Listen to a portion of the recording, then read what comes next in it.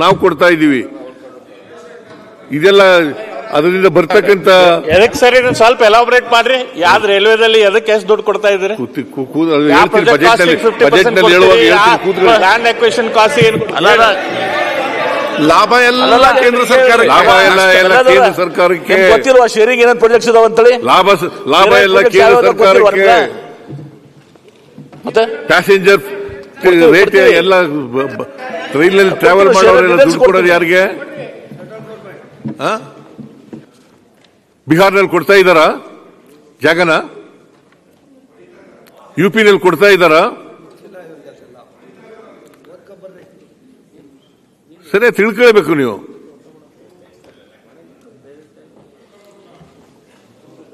C Patil ಬೇಡ, ಕೂತ್ಕೊಳ್ಳಿ ಆಯ್ತು, ಬೇಡ ಕೂತ್ಕೊಳ್ರಿ. ಮುಂದಕ್ಕೆ ಹೋಯ್ತಾ ಇರೋದು, ಹಿಂದಕ್ಕೆ ಹೋಗಲ್ಲ ನಾನು. ಮುಂದಕ್ಕೆ ನೀವು ರೈಲ್ ಬಿಡ್ತೀರಲ್ಲ, ರೈಲ್ ಬಿಡಬೇಡಿ ಅಂತ ಹೇಳೋದು.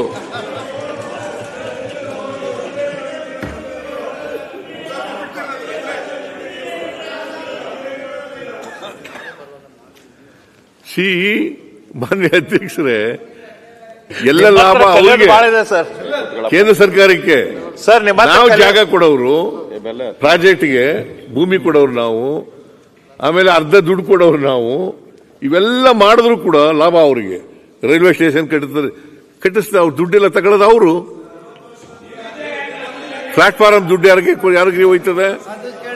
ರೈಲ್ವೆ ಟಿಕೆಟ್ಗಳದ್ದು ದುಡ್ಡೆಲ್ಲ ಯಾರಿಗೆ ಹೋಯ್ತದೆ? ಸತ್ಯ ಒಪ್ಕೋಬೇಕು ನೀವು. ಲಾಭ ಮಾಡ್ಕೋತಾರೆ. ಯಾರಿಗೂ ಹೋಯ್ತದೆ ಹೇಳಿ ನೋಡೋಣ. 60 ವರ್ಷದಲ್ಲಿ ಮಣ್ಣು ತತ್ತಿದ್ದೀರಾ? ಸುಮ್ಮನೆ ಏನೋ ಹೇಳ್ಬೇಕು ಹೇಳ್ತೀರಿ. ರೈಲ್ವೆ ಸ್ಟೇಷನ್ ಕಟ್ಟಿಸ್ಕೊಡೋದು ಅವ್ರ ಜವಾಬ್ದಾರಿ, ಅವ್ರ ಕೆಲಸ. ನಾವು ಮನಮೋಹನ್ ಸಿಂಗ್ ಇದ್ದಾಗ ಕಾಂಗ್ರೆಸ್ ಜಾಬ್ ಗೊತ್ತಾಯ್ತು, ಇವಾಗ ಮೋದಿ ಬಂದ ಮೇಲೆ ರೈಲ್ವೆ ಸ್ಟೇಷನ್ ಗೊತ್ತಾಯ್ತೆ ಅಂತ ಹೇಳ್ತಾ ಇದ್ದೀರಿ. ಹೌದು. ನರೇಂದ್ರ ಮೋದಿ ಅವರಿದ್ದಾಗ 50% ಕಾಸ್ಟ್ ಪ್ರಾಜೆಕ್ಟ್ ವಸೂಲು ಮಾಡ್ತಿರ್ಲಿಲ್ಲ.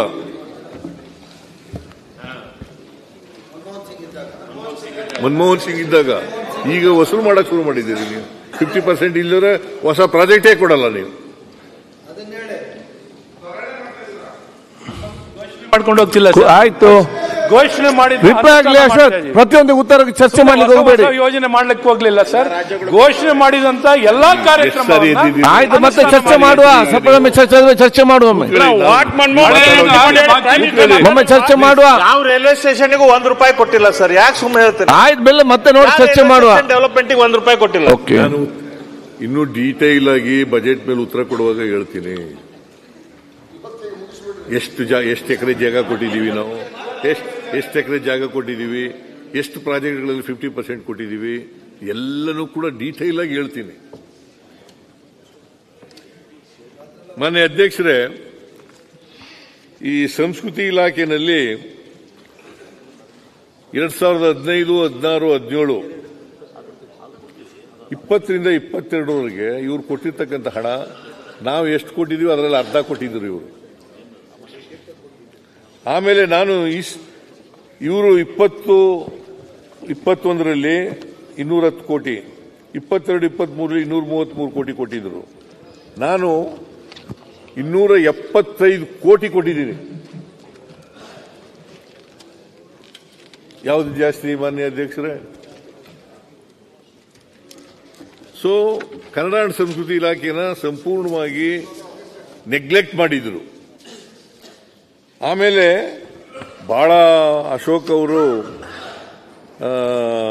SCP, TSP ಬಗ್ಗೆ ಬಹಳ ದೀರ್ಘವಾಗಿ ಮಾತಾಡಿದ್ದಾರೆ.